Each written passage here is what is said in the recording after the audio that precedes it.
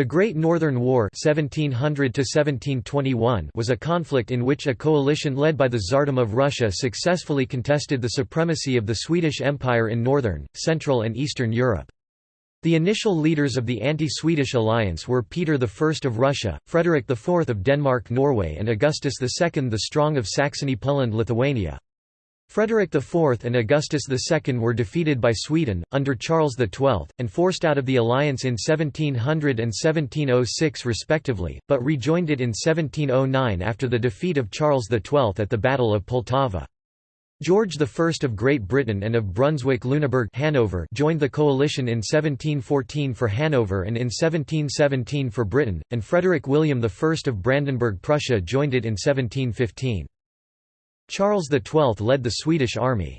Swedish allies included Holstein-Gottorp, several Polish magnates under Stanislaw I Leszczynski (1704–1710), and Cossacks under the Ukrainian hetman Ivan Mazepa (1708–1710). The Ottoman Empire temporarily hosted Charles XII of Sweden and intervened against Peter I.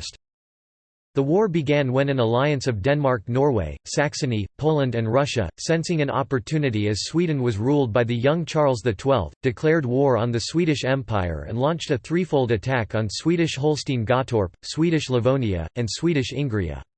Sweden parried the Danish and Russian attacks at Travendal August 1700 and Narva November 1700 respectively, and in a counter-offensive pushed Augustus II's forces through the Polish-Lithuanian Commonwealth to Saxony, dethroning Augustus on the way September 1706 and forcing him to acknowledge defeat in the Treaty of Altrandstadt October 1706.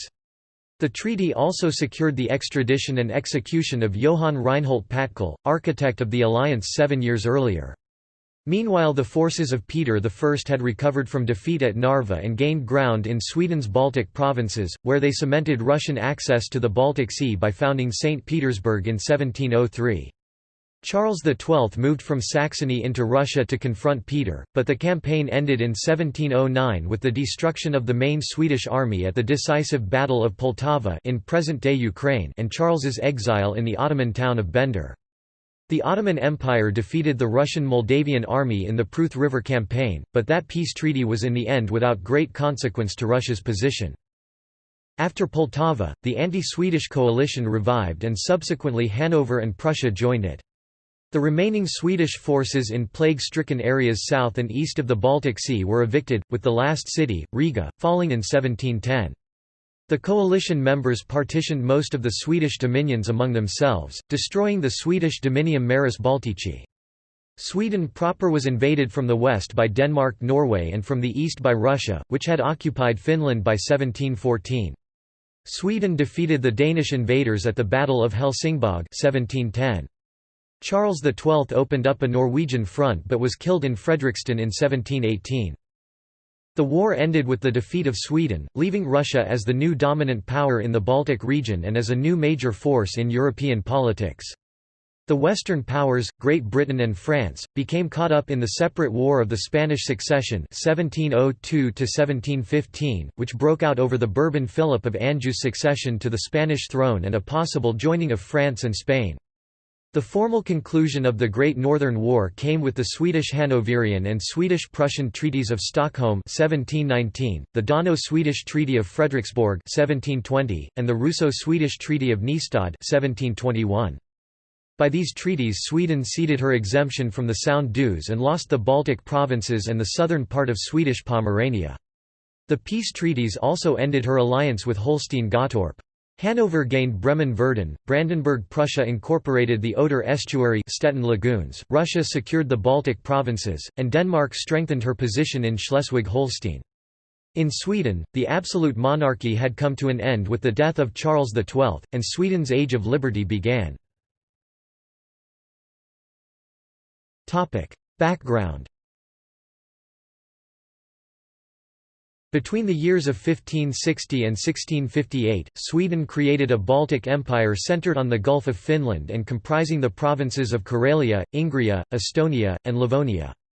During the 30 Years' War Sweden gained tracts in Germany as well, including western Pomerania, Wismar, the Duchy of Bremen, and Verden.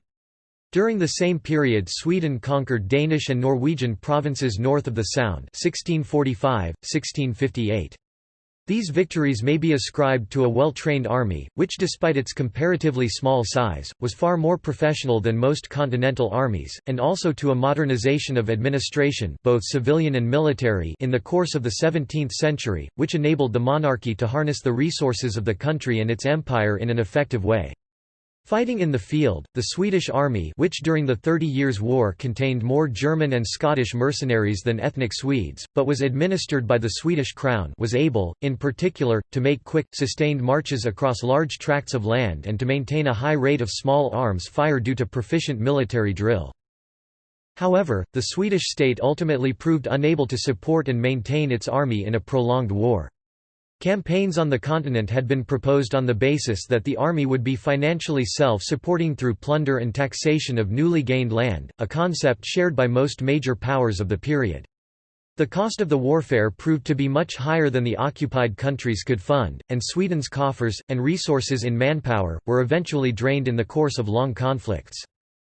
The foreign interventions in Russia during the time of troubles resulted in Swedish gains in the Treaty of Stolbovo 1617. The treaty deprived Russia of direct access to the Baltic Sea. Russian fortunes began to reverse in the final years of the 17th century, notably with the rise to power of Peter the Great, who looked to address the earlier losses and re-establish a Baltic presence. In the late 1690s, the adventurer Johann Patkul managed to ally Russia with Denmark and Saxony by the secret Treaty of Preobrazhenskoye, and in 1700 the three powers attacked. Opposing parties. Swedish camp. Charles XII of Sweden succeeded Charles XI of Sweden in 1697, aged 14. From his predecessor, he took over the Swedish Empire as an absolute monarch. Charles XI had tried to keep the empire out of wars, and concentrated on inner reforms such as reduction and allotment, which had strengthened the monarch's status and the empire's military abilities. Charles XII refrained from all kinds of luxury and alcohol and usage of the French language, since he considered these things decadent and superfluous. He preferred the life of an ordinary soldier on horseback, not that of contemporary Baroque courts. He determinedly pursued his goal of dethroning his adversaries, whom he considered unworthy of their thrones due to broken promises, thereby refusing to take several chances to make peace. During the war, the most important Swedish commanders besides Charles XII were his close friend Carl Gustav Renskield, also Magnus Stenbock and Adam Ludwig Leuwenhaupt. Charles Frederick, son of Frederick IV, Duke of Holstein-Gottorp, a cousin of Charles XII, and Hedvig Sophia, daughter of Charles XI of Sweden, had been the Swedish heir since 1702. He claimed the throne upon Charles XII's death, but was supplanted by Ulrich Eleonora. Charles Frederick was married to a daughter of Peter I, Anna Petrovna. Ivan Mazepa was a Ukrainian Cossack hetman who fought for Russia but defected to Charles XII in 1708. Mazepa died in 1710 in Ottoman exile. Allied camp. Peter the Great became Tsar in 1682 upon the death of his elder brother Fyodor, but did not become the actual ruler until 1689. He commenced reforming the country, turning the Russian Tsardom into a modernized empire relying on trade and on a strong, professional army and navy. He greatly expanded the size of Russia during his reign while providing access to the Baltic, Black, and Caspian seas. Beside Peter, the principal Russian commanders were Alexander Danilovich Menshikov and Boris Sheremetyev. Augustus II the Strong, Elector of Saxony and another cousin of Charles XII, gained the Polish crown after the death of King John III Sobieski in 1696. His ambitions to transform the Polish-Lithuanian Commonwealth into an absolute monarchy were not realized due to the zealous nature of the Polish nobility and the previously initiated laws that decreased the power of the monarch. His meeting with Peter the Great in Rawa Ruska in September 1698, where the plans to attack Sweden were made, became legendary for its decadence. Frederick IV of Denmark-Norway, another cousin of Charles XII, succeeded Christian V in 1699 and continued his anti-Swedish policies. After the setbacks of 1700, he focused on transforming his state, an absolute monarchy, in a manner similar to Charles XI of Sweden. He did not achieve his main goal, to regain the former eastern Danish provinces lost to Sweden in the course of the 17th century. He was not able to keep northern Swedish Pomerania, Danish from 1715 to 1720. He did put an end to the Swedish threat south of Denmark. He ended Sweden's exemption from the Sound dues, transit taxes, tariffs on cargo moved between the North Sea and the Baltic Sea. Frederick William I entered the war as Elector of Brandenburg and King in Prussia. The royal title had been secured in 1701. He was determined to gain the Oder estuary with its access to the Baltic Sea for the Brandenburgian core areas, which had been a state goal for centuries. George I of the House of Hanover, Elector of Brunswick-Lüneburg and, since 1714, King of Great Britain and of Ireland, took the opportunity to connect his landlocked German electorate to the North Sea. Army size. In 1700, Charles XII had a standing army of 77,000 men based on annual training. By 1707 this number had swollen to at least 120,000 despite casualties.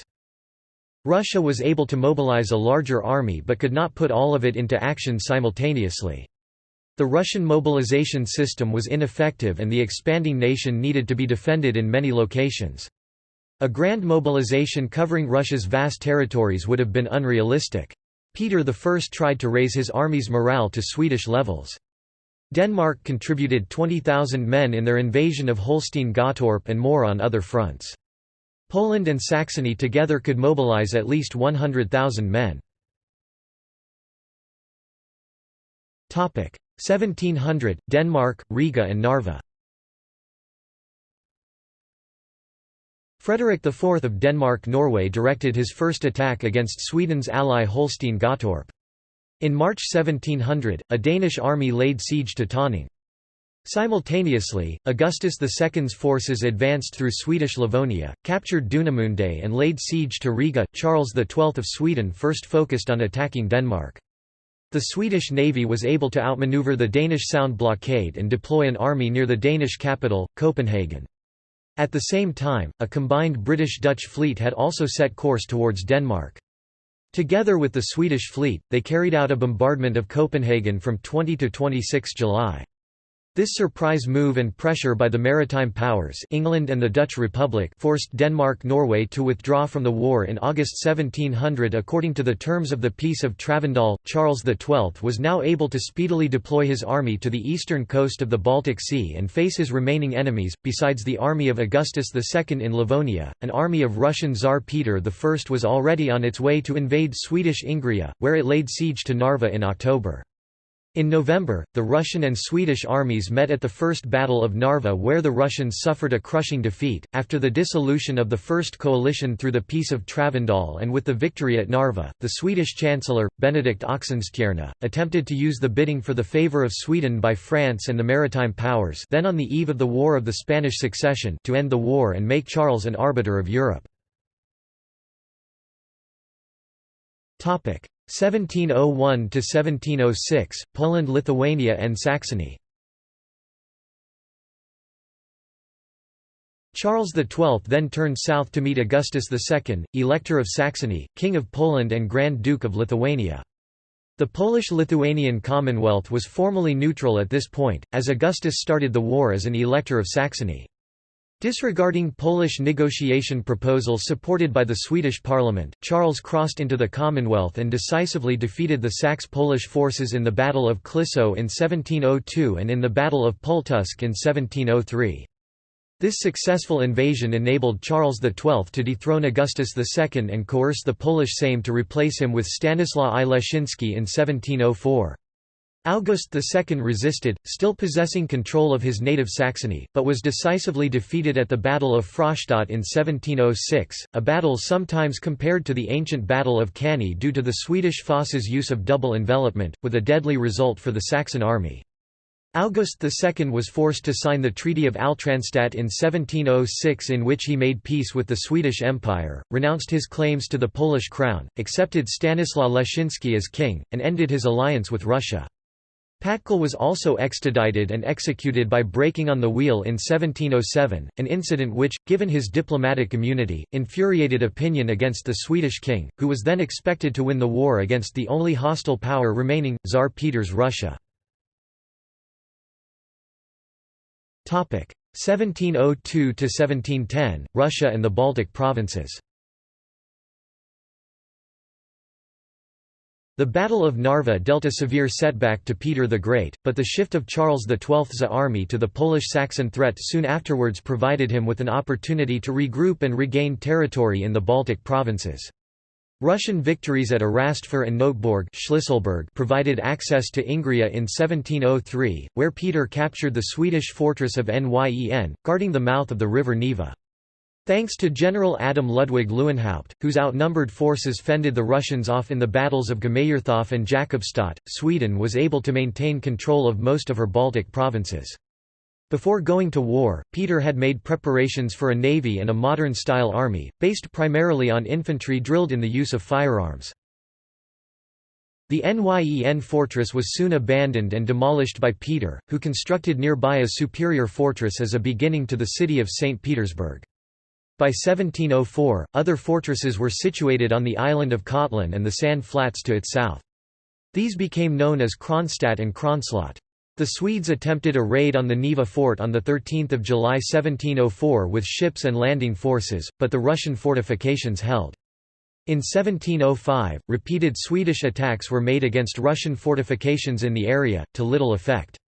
A major assault on 15 July 1705 resulted in the deaths of more than a third of a 1,500-strong Swedish landing force. In view of continued failure to check Russian consolidation, and with declining manpower, Sweden opted to blockade St. Petersburg in 1705.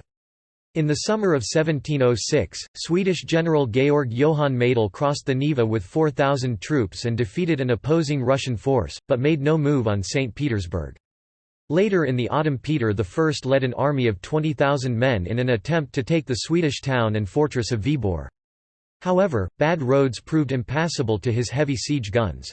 The troops, who arrived on 12 October, therefore had to abandon the siege after only a few days. On 12 May 1708, a Russian galley fleet made a lightning raid on Borga and managed to return to Kronslott just one day before the Swedish battlefleet returned to the blockade, after being delayed by unfavourable winds.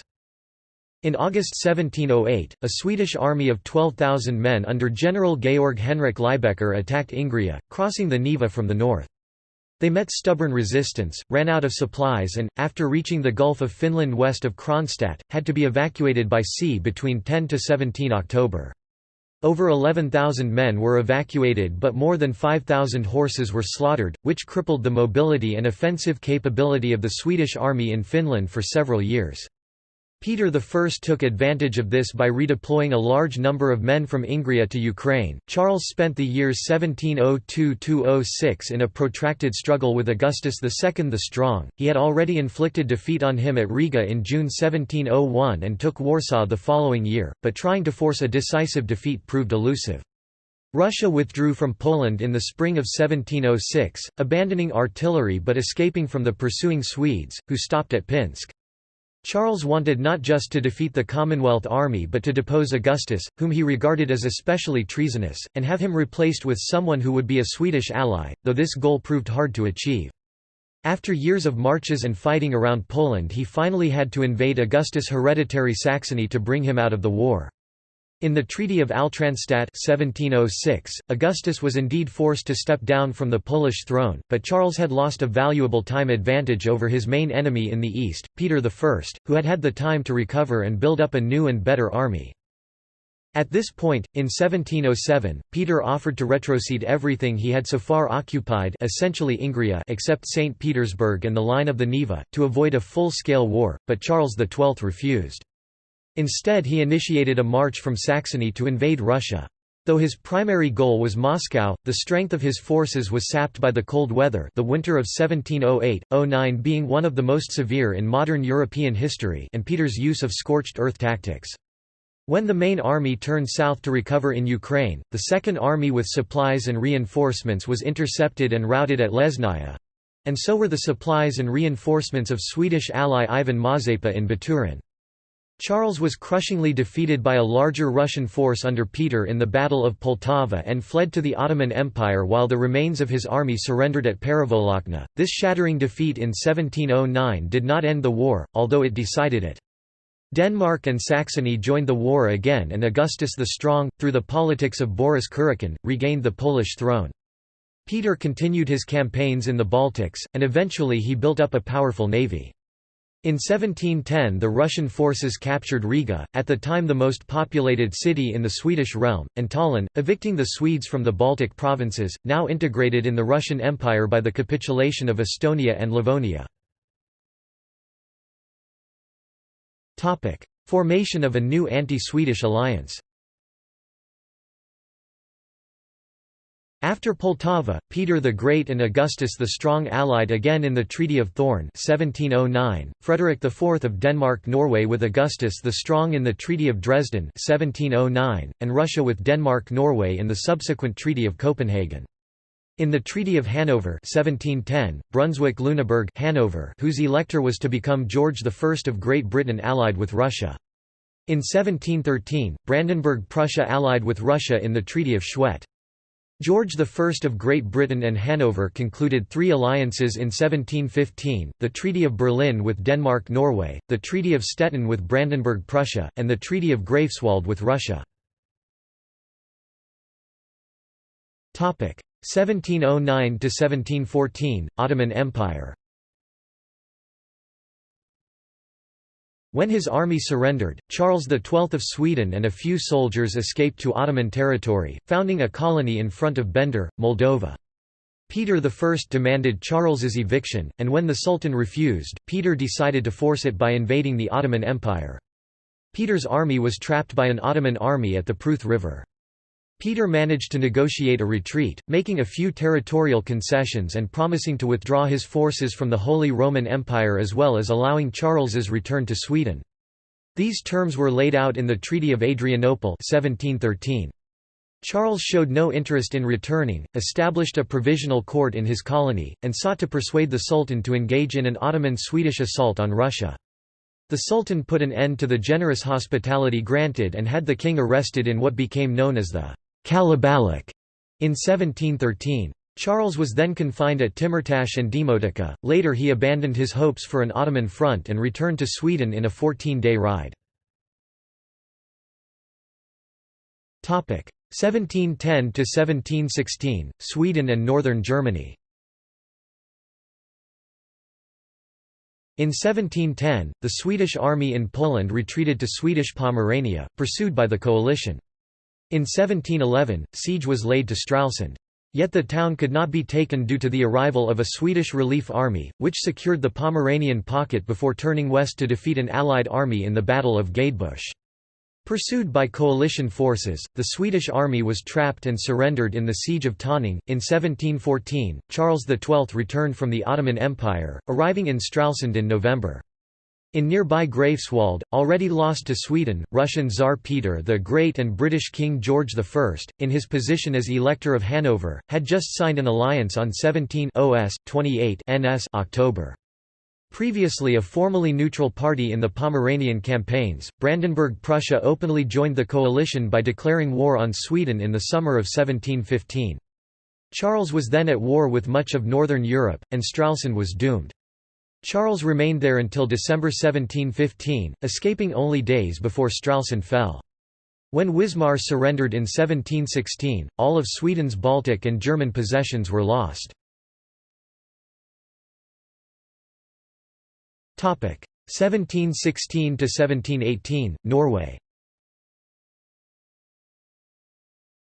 After Charles XII had returned from the Ottoman Empire and resumed personal control of the war effort, he initiated two Norwegian campaigns, starting in February 1716, to force Denmark-Norway into a separate peace treaty. Furthermore, he attempted to bar Great Britain access to the Baltic Sea. In search for allies, Charles XII also negotiated with the British Jacobite Party. This resulted in Great Britain declaring war on Sweden in 1717. The Norwegian campaigns were halted and the army withdrawn when Charles XII was shot dead while besieging Norwegian Fredrikstad on 30 November 1718 OS. He was succeeded by his sister, Ulrika Eleonora. 1710–1721, Finland. The war between Russia and Sweden continued after the disaster of Poltava in 1709, though the shattered Swedish Continental Army could provide very little help. Russia captured Viborg in 1710 and successfully held it against Swedish attempts to retake the town in 1711. In 1712 the first Russian campaign to capture Finland began under the command of General Admiral Fyodor Apraksin. Apraksin gathered an army of 15,000 men at Viborg and started the operation in late August. Swedish General Georg Henrik Liebecker chose not to face the Russians with his 7,500 men in the prepared positions close to Viborg and instead withdrew west of Kymioki River using scorched earth tactics. Apraksin's forces reached the river but chose not to cross it and instead withdrew back to Viborg, likely due to problems in supply. Swedish efforts to maintain their defences were greatly hampered by the drain of manpower by the Continental Army and various garrisons around the Baltic Sea, as well as by the plague outbreak that struck Finland and Sweden between 1710 to 1713, which devastated the land, killing, amongst others, over half of the population of Helsingfors, Helsinki. After the failure of 1712, Peter the Great ordered that further campaigns in war-ravaged regions of Finland with poor transportation networks were to be performed along the coastline and the seaways near the coast.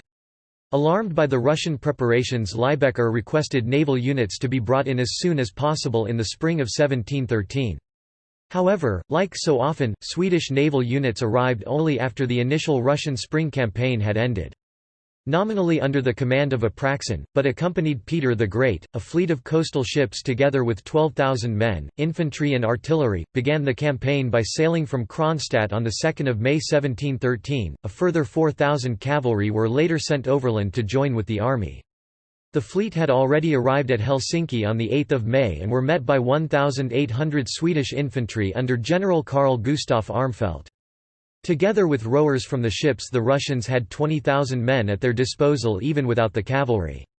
The defenders, however, managed to fend off landing attempts by the attackers until the Russians landed at their flank at Sandviken, which forced Armfelt to retire towards Parvu after setting afire both the town and all the supplies stored there as well as bridges leading north from the town. It was only on 12 May that Swedish squadron under Admiral Erik Johan Lilly made it to Helsinki, but there was nothing it could do. The bulk of the Russian forces moved along the coast towards Borga and the forces of Liebecker, whom Armfelt had joined. On 21–22 May 1713 a Russian force of 10,000 men landed at Perna and constructed fortifications there. Large stores of supplies and munitions were transported from Viborg and St. Petersburg to the new base of operations. Russian cavalry managed to link up with the rest of the army there as well. Liebecker's army of 7,000 infantry and 3,000 cavalry avoided contact with the Russians and instead kept withdrawing further inland without even contesting the control of Borga region or the important coastal road between Helsinki, Helsingfors, and Turku, Abo. This also severed the contact between Swedish fleet and ground forces and prevented Swedish naval units from supplying it. Soldiers in the Swedish army who were mostly Finnish resented being repeatedly ordered to withdraw without even seeing the enemy. Liebecker was soon recalled to Stockholm for a hearing and Armfelt was ordered to the command of the army. Under his command the Swedish army in Finland stopped to engage the advancing Russians at Palkane in October 1713, where a Russian flanking maneuver forced him to withdraw to avoid getting encircled.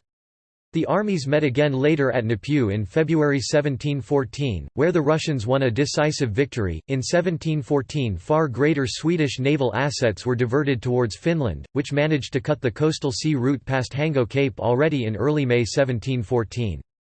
This caused severe trouble for Russian supply route to Turku and beyond as supplies had to be carried overland. The Russian galley fleet arrived to the area on 29 June but stayed idle until 26–27 July when, under the leadership of Peter, Russian galleys managed to run the blockade making use of calm weather, which immobilized the Swedish battle fleet while losing only one galley of roughly 100. A small, hastily assembled Swedish coastal squadron met the Russian galley fleet west of Hango Cape in the Battle of Ganget and was overpowered by the Russians who had nearly tenfold superiority. Russian breach of the blockade at Hango forced the Swedish fleet to withdraw to prevent the Russian fleet from reaching Sweden itself. The Russian army occupied Finland mostly in 1713–1714, capturing Åland from where the population had already fled to Sweden on 13 August 1714. Since the Russian galley fleet was not able to raid the Swedish coast, with the exception of Umeå, which was plundered on 18 September, the fleet instead supported the advance of the Russian army, which led to hastily withdrawal by the Swedish army from Rahe to Tornio. The occupation period of Finland in 1714–1721 is known as the Greater Wrath. 1719–1721, Sweden.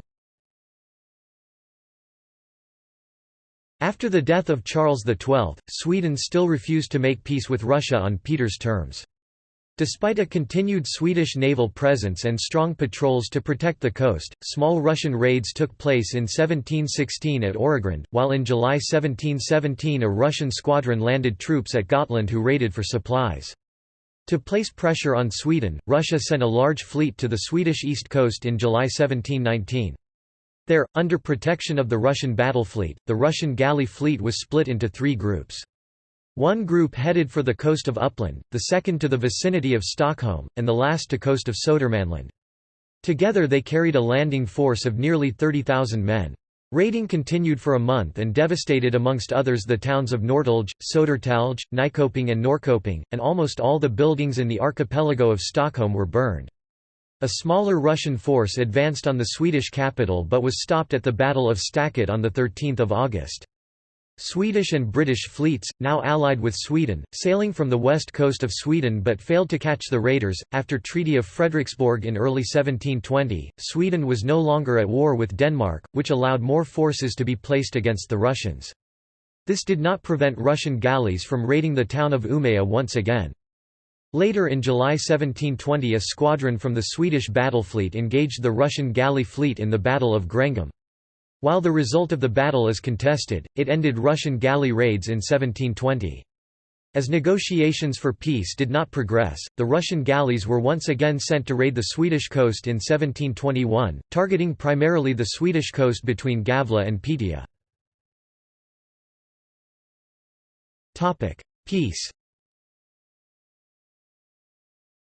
By the time of Charles XII's death, the anti-Swedish allies became increasingly divided on how to fill the power gap left behind by the defeated and retreating Swedish armies. George I and Frederick IV both coveted hegemony in northern Germany, while Augustus the Strong was concerned about the ambitions of Frederick William I on the southeastern Baltic coast. Peter the Great, whose forces were spread all around the Baltic Sea, envisioned hegemony in East-Central Europe and sought to establish naval bases as far west as Mecklenburg. In January 1719, George I, Augustus and Emperor Charles VI concluded a treaty in Vienna aimed at reducing Russia's frontiers to the pre-war limits. Hanover, Great Britain and Brandenburg, Prussia thereupon negotiated separate peace treaties with Sweden, the Treaties of Stockholm in 1719 and early 1720, which partitioned Sweden's northern German dominions among the parties. The negotiations were mediated by French diplomats, who sought to prevent a complete collapse of Sweden's position on the southern Baltic coast and assured that Sweden was to retain Wismar and northern Swedish Pomerania. Hanover gained Swedish Bremen-Verden, while Brandenburg-Prussia incorporated southern Swedish Pomerania. In addition to the rivalries in the anti-Swedish coalition, there was an inner Swedish rivalry between Charles Frederick, Duke of Holstein-Gottorp, and Frederick I of Hesse-Kassel for the Swedish throne. The Gottorp party succumbed and Ulrich Eleonora, wife of Frederick I, transferred power to her husband in May 1720. When peace was concluded with Denmark, the anti-Swedish coalition had already fallen apart, and Denmark was not in a military position to negotiate a return of her former eastern provinces across the Sound. Frederick I was, however, willing to cede Swedish support for his rival in Holstein-Gottorp, which came under Danish control with its northern part annexed, and furthermore cede the Swedish privilege of exemption from the Sound dues. A respective treaty was concluded in Frederiksborg in June 1720.